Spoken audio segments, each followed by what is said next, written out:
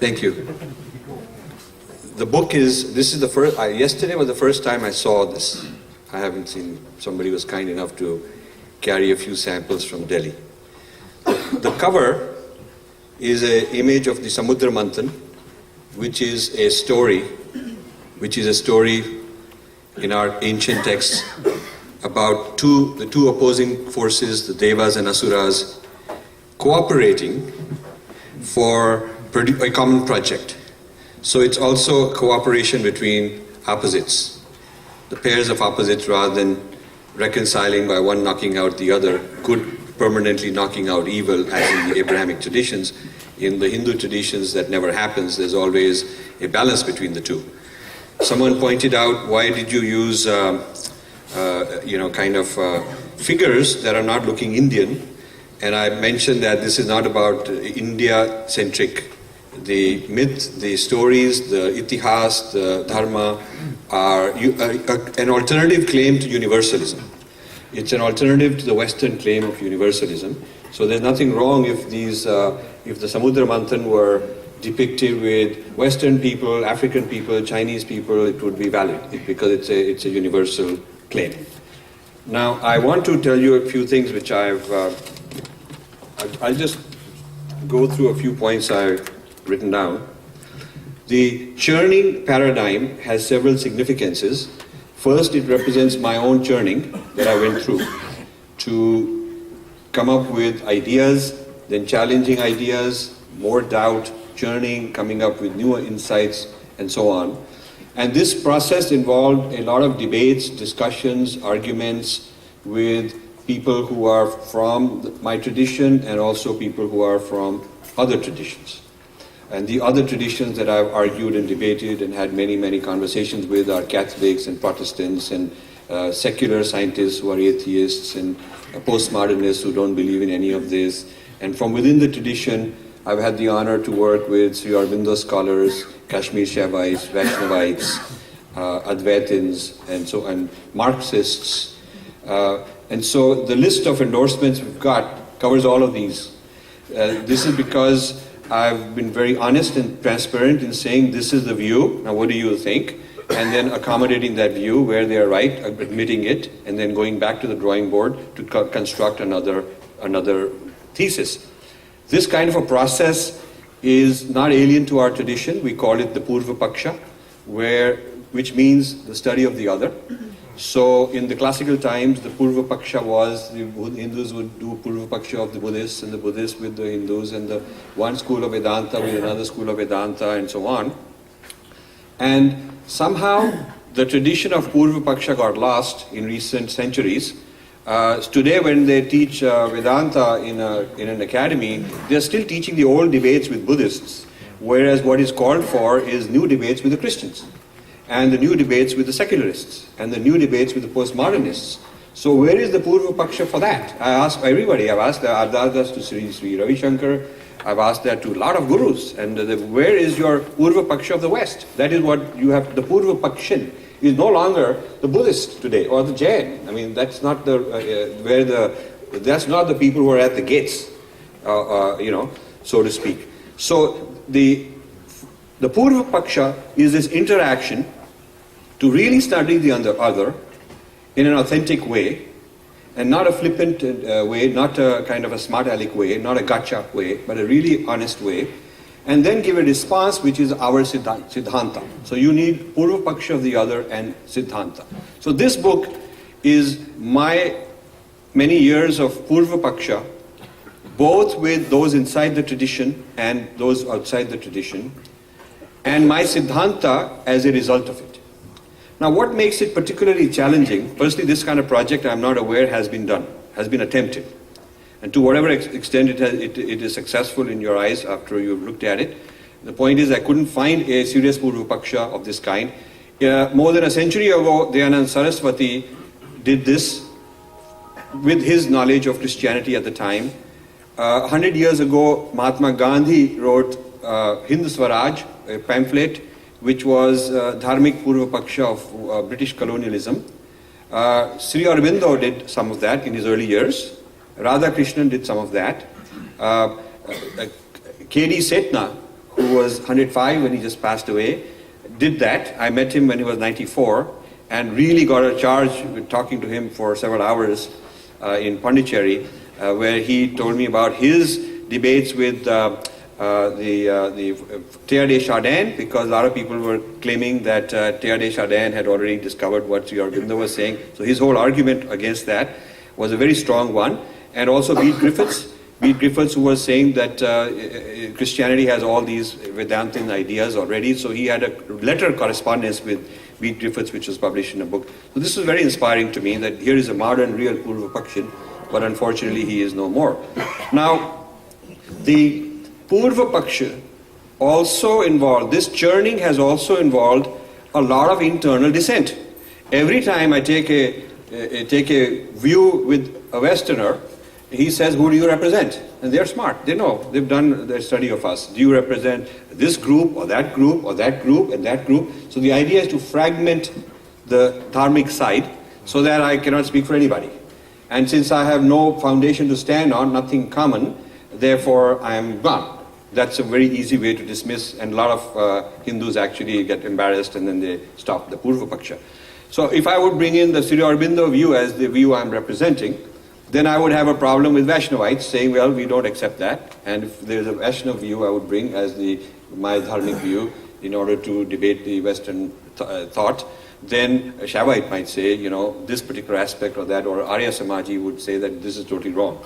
So finding the common ground internally within the Dharma traditions has been a very serious challenge. And I believe that this book has addressed that need.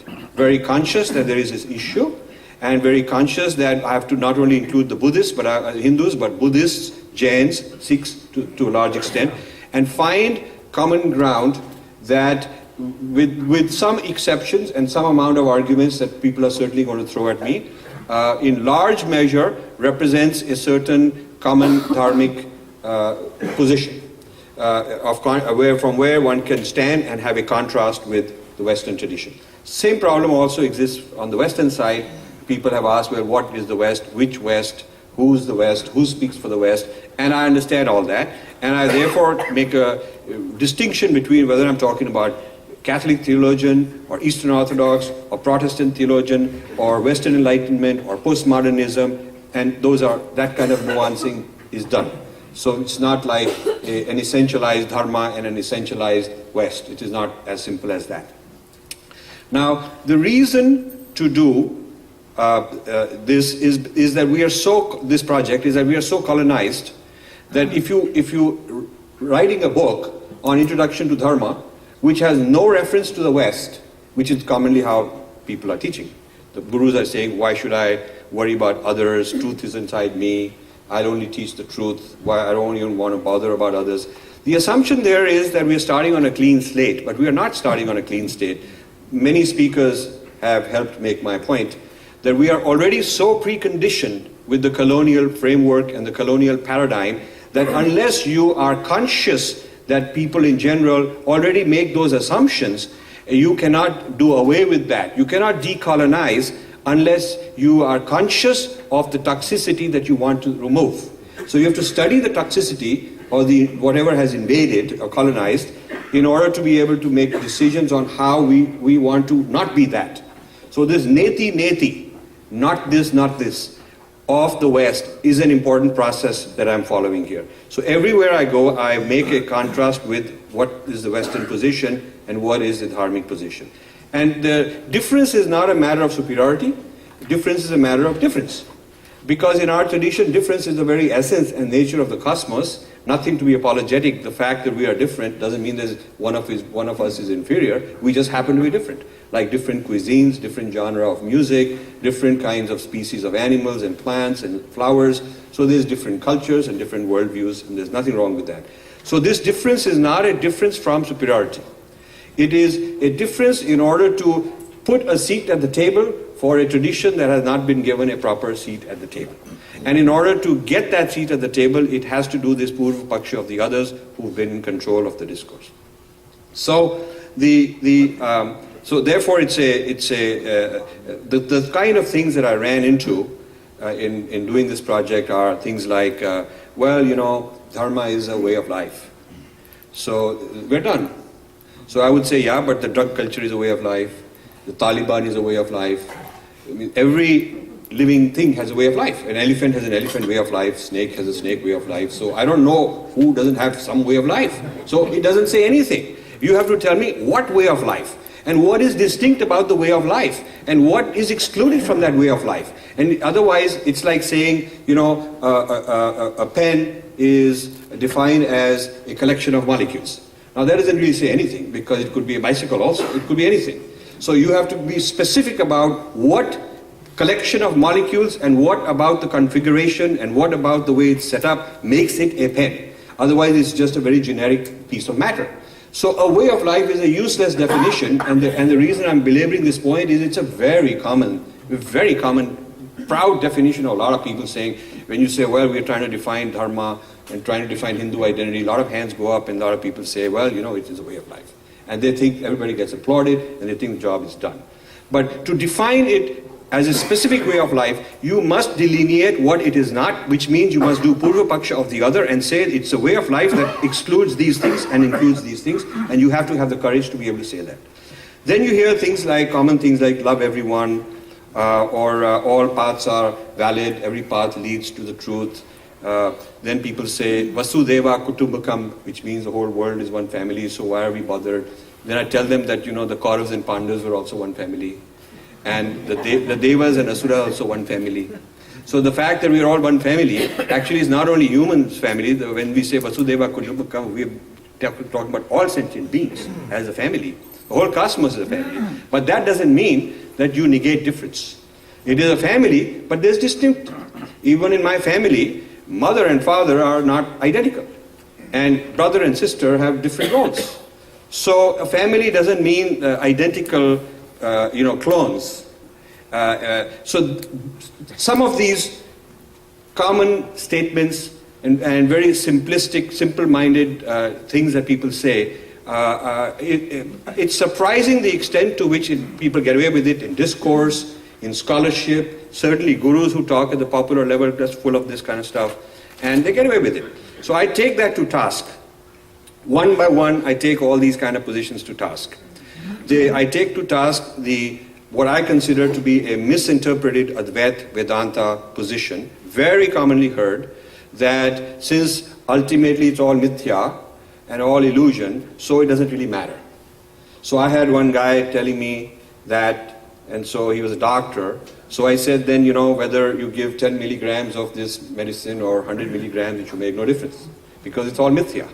And so the guy said, no, but he could fall ill, you know, he could die. I said, but death, life, it's all mithya. Why are you worried? And so the guy said, but I could get in trouble, you know, I may get sued, I may get in jail. I said, but whether you're in jail or out of jail, it might make it. The point being that when people are making personal decisions in their own selfish life, in their own physical world, they are very conscious that there is difference. There are these things matter. There is dharma and there is adharma according to our tradition. But when they have to work hard to answer these questions and they are lazy, then they come up with these quick, glib one-liners as a kind of way of escaping. So I don't accept these kind of simple answers. And similarly, the postmodern critique I have here is that postmodernism leads to nihilism, because while it keeps negating this, negating that, there is no place it stands. There is nothing positive it affirms. So how to use the postmodern critique against a very exclusivist Western Enlightenment and Abrahamic tradition, and yet not end up in nihilism, but end up in a different kind of a paradigm which does not suffer from the same critique. That is a challenge, one of the challenges that I meet in this book. So I critique postmodernism, I utilize postmodernism up to a point, but I do not end up with the postmodern solution, I also critique it. Now, the difference that I looked at all the conditions, all the different kinds of difference. And I coined a lot of phrases in this book. One of the phrases I coined is difference anxiety. Difference anxiety is the anxiety of somebody that, you know, I'm different from you. It could be racial, could be gender, could be, religious, any kind of difference. And I talk about why this difference anxiety is not normal and not natural, and why you can have difference and even celebrate difference. That's a whole different way of approaching it. But the difference anxiety can either be from superiority or inferiority. So this superiority difference is sort of like, I'm right, I'll colonize them, make them like me, I'll convert them, make them like me, I'll genocide them to eradicate them so they don't even exist, I got rid of difference that way, or I'll enslave them and put them in their place. So this inability to deal with difference in a comfortable manner from a position of superiority leads to all these kinds of things which has happened in history. And equally dangerous, maybe more so, is this difference anxiety from a position of inferiority, where the person says, I'm inferior because I'm not like these guys. These guys are superior and I ought to mimic them, I ought to copy their language, their style, their epistemology, their institutional affiliation, because that makes me legitimate and that gets me a boost in my career. I see that in Delhi. Domestic help from a village will come, and I go and say namaskar to the children, and the guy will say to his daughter, say good morning to Saab. I'm saying namaskar, but he's embarrassed of the difference, of his own tradition. And the help in my mother's house, the most important thing they're negotiating with my mother is that she should make sure that they get into an English school. And the girl should be wearing a Western dress, and she should learn English. So this idea of mimicking upward in the strata, of social strata, is the difference anxiety from below. So difference anxiety is not just the problem of hegemony from above, it is also inferiority complex from below. And so this business of, then another thing that I've run across is this idea that truth is one, therefore universalism, and what's wrong with it. And so my whole book, which says an Indian challenge to Western universalism, I got a response from a very helpful, nice note from a dear friend of mine who is a well-known philosopher, very well-known philosopher, said, why are you upset at universalism? I said, you didn't read carefully. I said Western universalism, because it's an oxymoron. If it's to be universal, then you're saying Western universalism, then you should be saying Western parochialism. Because the Western is not universalism, it is just one claim of universalism. And because the West has taken its history, and thanks to Hegel, made a template of universal history that everybody goes through these stages, and taken their philosophy and their experience and said that therefore this is universal philosophy, we have accepted it as universalism. So the English language is full of that. For instance, a nice day is sunny, and bad weather is rain. But if you're living in a place which really badly needs rain, because there's a lot of drought, then rain is something to be celebrated. And a sunny, hot day may actually be not that nice. So it's the London, weather, which has kind of become universalized in the English language. There used to be a time when the British proudly said, the sun never sets on the British Empire, which means that their empire is all over the world, so there's always sun somewhere. But the weather being such that today the sun hardly ever rises in Britain, because it's mostly cloudy. So the universalizing of this very limited people's experience and history and ideas, and spreading it to the world, is in fact what colonization is. So if you want to decolonize, you got to critique universalism. And you have to, so that does not mean that there is no universal truth. That means that there may be another claim to that universal truth. There may be such a thing as a Vedic universalism. There may be a claim to that. Now we already have a Chinese claim to an alternative universalism, Confucianism. There is a professor, Tu Wemming, in Harvard. I've done part of my churning and all is with Tu Wemming. He believes that the Confucian ethic is an alternative to the Protestant ethic on which the West is based. That's his view. And he believes that China's modernity should not be seen as a copying of Western modernity. It's accidental that they have taken all the machines from the West and used their methods and capitalism and so on. But he likes the term Confucian modernity. He says, we have used the Confucian ethic to create Confucian modernity as an alternative and a competitor to Western modernity. We thank them for facilitating it, but we would have done it sooner or later anyway. And this is very, very interesting And then there is, of course, Islamic claim to universalism, that there is one truth, one ultimate, one whatever, everything, one universal claim, but a very different one. So we at least have on the world stage a Western universalism competing with the Chinese universalism, competing with the Islamic universalism. The question is, I gave a talk in Bangalore in 2003 at the Indian Institute of Sciences, co-sponsored between Infinity Foundation and Templeton Foundation. And my talk was, where is India in this clash of universalisms? That was the talk. So that talk is part of what has turned into this book. Now the interesting thing is that when you tell a Chinese this sort of a thing, in the Chinese education system, they are very clear that they are becoming capitalists, but they are not necessarily losing the idea and the sense of being Chinese. And they are all required to learn English, but as a second language. They're not removing Mandarin in order to bring English. English is coming in addition to Chinese. But the way of thinking and the sense of who we are is very strong. So the book is talking about, is such a project possible for an Indian view, Indian mind, and if so, if it is possible, what might it look like? In a talk I gave at the Vedanta Congress some years ago in UMass, J. Garfield, well-known Buddhist scholar, very sympathetic to India. I was talking about colonization of our appropriations and misappropriations. He raised a question, and he said, but your attitude is going to be bad for India because India is globalizing, becoming very successful as a global power geopolitically and all that stuff. So you will isolate India. If you think of that there is some difference in the Indian way, then you will isolate India. Now this is actually, this mindset represented in this question is actually part of the colonial project, which I think was mentioned by a speaker this morning. To convince people that the colonizers' model is the universal model, and for your own interest you should join in and then you can be part of it, otherwise you will be left out of history. That was Hegel's statement. So I responded back and said, the Chinese are different, want to be different, but they are not isolated anymore. They are part of the global process, but on their own terms. So being different doesn't mean that I don't negotiate with you, I don't transact with you, that I don't compete with you. It means that I haven't lost a sense of who I am.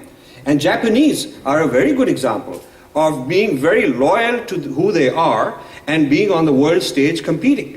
So don't tell me that the two choices are isolationism back in the past where we are orthodox and frozen in old days versus dissolving and becoming a second-grade Western nation in the orbit of the West. I think there's a middle ground where we can have our difference, distinctiveness, and also be very strong and engaged in the global process.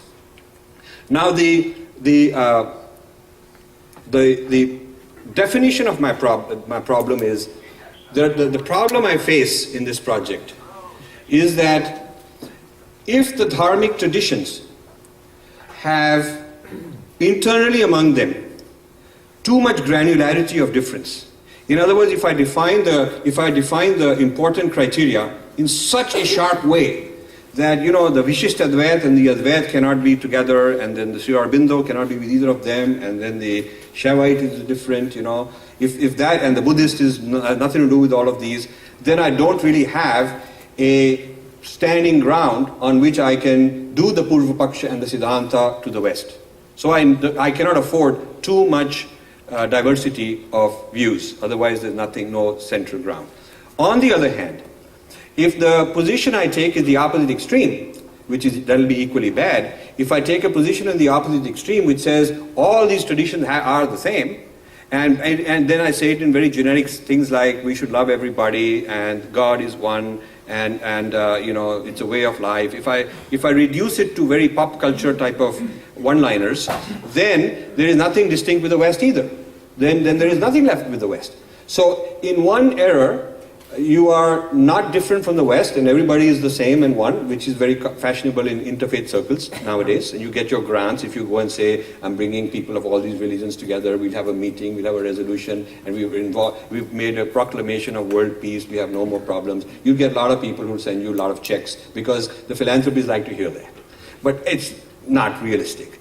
On the other hand, if you are nowhere close to a commonality, too different, then you also have a difference internal to the dharmic traditions. So I have to balance this out, being somewhere in the middle, and not too much on either side, and that is what the book is striving to do. So the problem definition in summary is as follows. I need internally, within the Dharma tradition, commonality across all the dharmas despite the diversity being preserved. So I'm not trying to shoot one down over the other. Diversity has to be preserved. And externally, the question is, what is the limit? The question I ask is, the whole project started because I'm doing a book called U-Turn Theory, which will come out next year, where I look at Westerners who really go into the Hindu tradition or some Buddhist tradition for many, many years of their life, and then some limit is reached and they cannot go any further. They cannot just become a Hindu or become a Buddhist in a sustainable manner. Something pulls them back to their Judeo-Christian identity. So I wanted to find out what is the U-turn moment. What is the limit to acceptability and assimilation beyond which it is not acceptable? Why does it happen? So I studied so many people to answer that question. So the issue there is, what is the limit to the Judeo-Christian tradition accepting the dharmic or Indic tradition without distorting the dharmic tradition?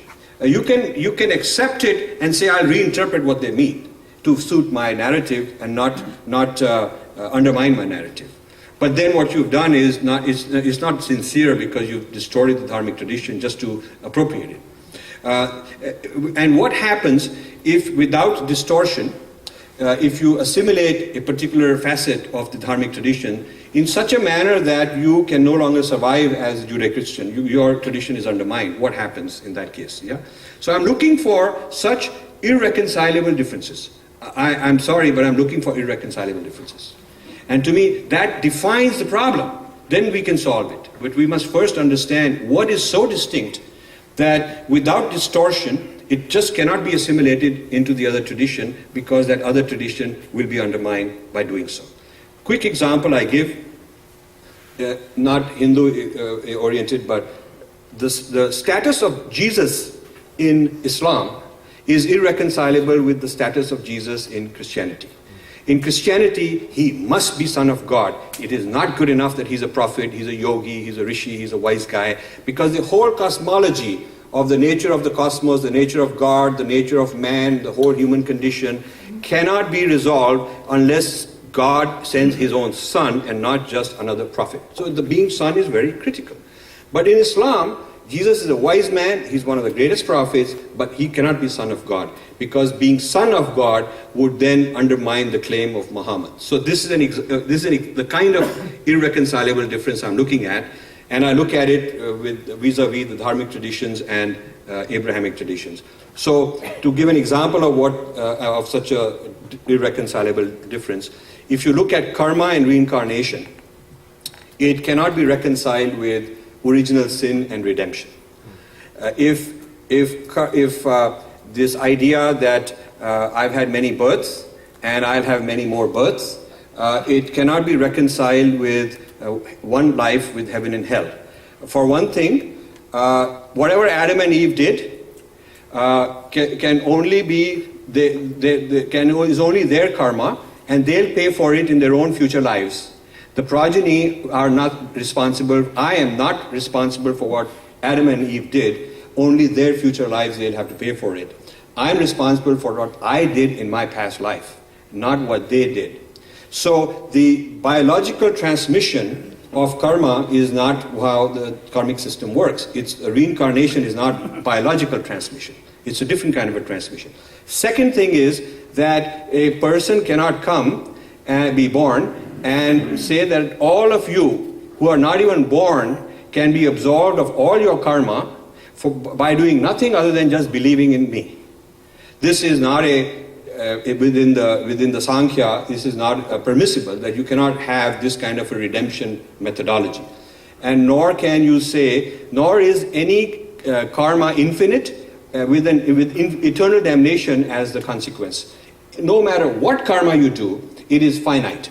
And you may have to come back thousands of lives, but it is not eternal damnation. So the concept of eternal damnation is not possible within the karma system. So if you do proper discourse as a Siddhanta calls you to do, and as a Purva Paksha calls you to do, which people generally don't have the courage to do, you will have to reach the conclusion that karma, reincarnation, cannot be reconciled with original sin in either direction. So when I have people who come and ask me, have you been saved? I say, but I was never condemned to begin with. And when people come to me and ask me, have you heard the good news? Which in Christianity means salvation. I say, whoa, have you heard the Hindu good news? And they say, Hindu good news. What is that? I say, Hindu good news is, there is no original sin, we are all originally divine. Because Satchitanand, that is what Satchitanand means. Yeah? So we can respond in an honest debate on what these kind of differences are. So the differences that I'm talking about is, there are 4 families of differences, and that's chapters 2, 3, 4, 5, that is 80% of this book, talks about major differences, each 60, 70, 80 page chapter, and I won't go into what these differences are. You have to buy the book and read it and understand what the differences are. But the methodology of reversing the gaze not only is a well-respected tradition in our culture for a long time, we just forgot it, but even in the West, women reversed the gaze, started the women's movement by reversing the gaze on men and saying, hey, you know, this is how you look at, how we think of you. You've been characterizing us and dominating the discourse all these years, but now we want to tell you how the world looks like from our point of view. That's how the women's movement started.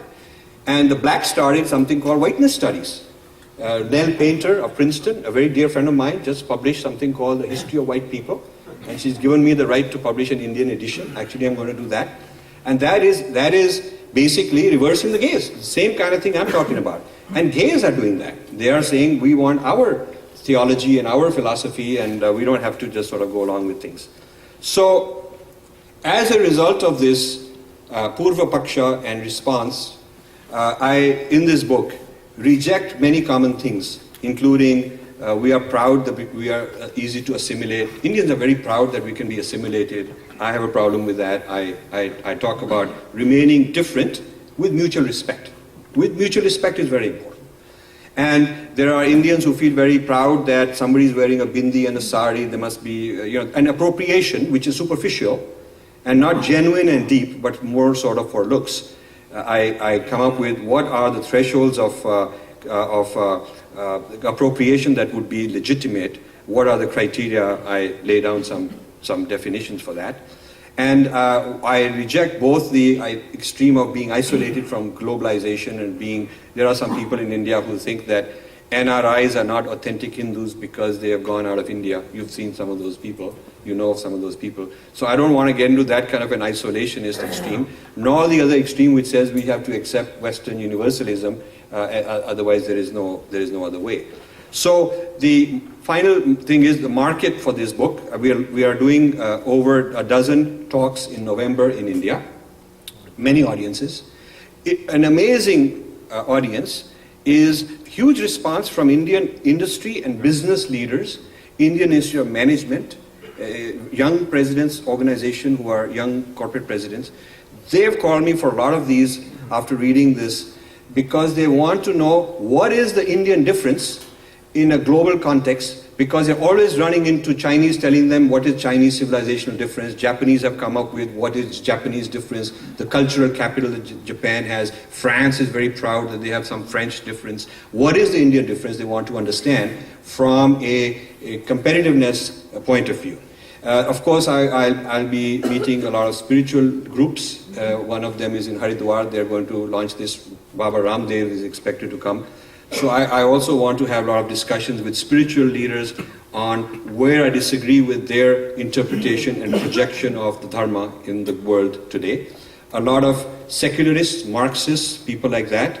And then Westerners. The book has been endorsed by Christian theologians like Francis Clooney at Harvard, Jesuit. He's endorsed the book, and I look forward to some lively, interesting debates in seminaries. And thank you very much.